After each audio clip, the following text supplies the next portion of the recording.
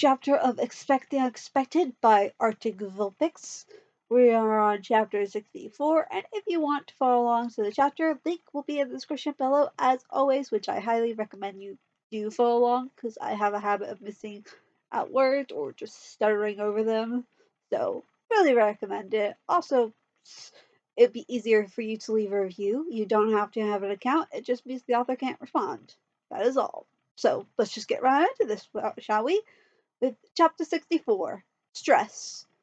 The bots flinched as another explosion rocked the building.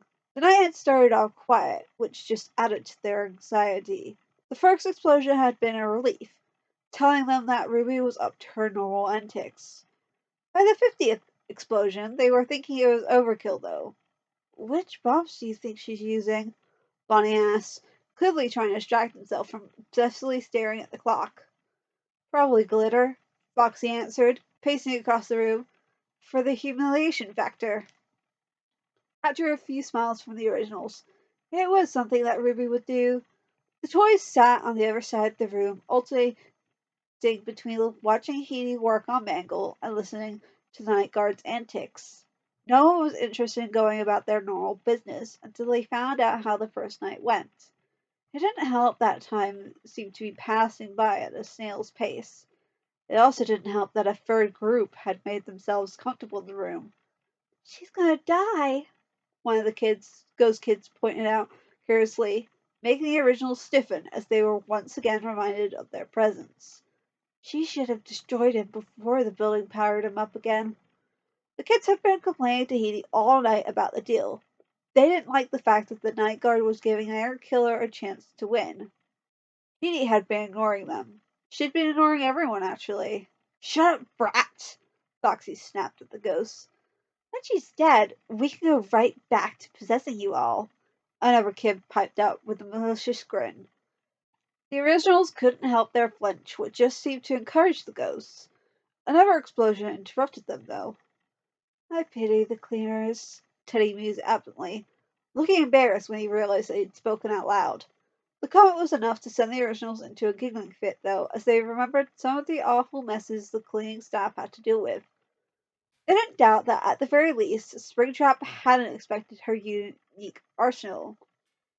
Glitter? Chocolate? Caramel? Jelly? What on earth was wrong with this girl? Springtrap attempted to awkwardly wipe off most of the sticky mess coating his face. She just hit him with a particularly awful combination of chocolate and caramel, forcing him to pause in the chase or risk running blindly into a wall. Then, instead of putting some distance between them like a sane, normal person would, she doubled over laughing at him and started taking photos.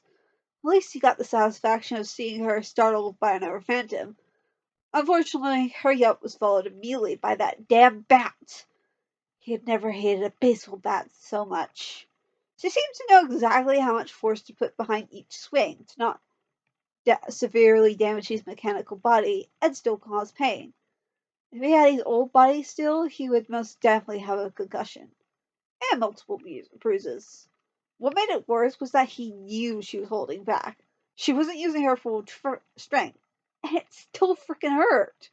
He was being humiliated by a child. Oh, sure, he got his own hits in. She was favoring her left shoulder, and he definitely bruised her back after he threw her into the wall. The infuriating girl just shrugged off her injuries, though. He would strangle her if he could, but she was just too darn fast to actually catch most of the time. And when he did manage to grab her, he usually only got a few bombs in the face. The Phantom's and badly designed system gave him an advantage by distracting her, but her reflexes kept her just out of reach. It was enough to drive him mad. After hours of that nonsense, he dodged every swing of her back and grabbed her wrists, pulling her off balance with a smug grin. "End of the line, girlie." He squeezed her wrist. She grunts before matching his smile with her own smirk. "I told you, don't call me girlie."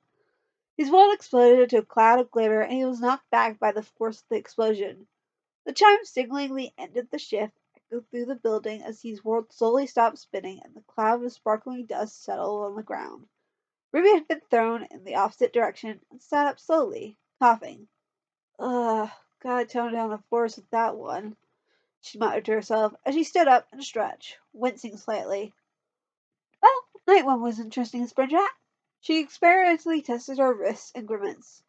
Probably a sprain. That's my key to leave, though. I really do love the sparkly fairy princess look on you, though. She grinned cheekily before turning and heading towards the exit.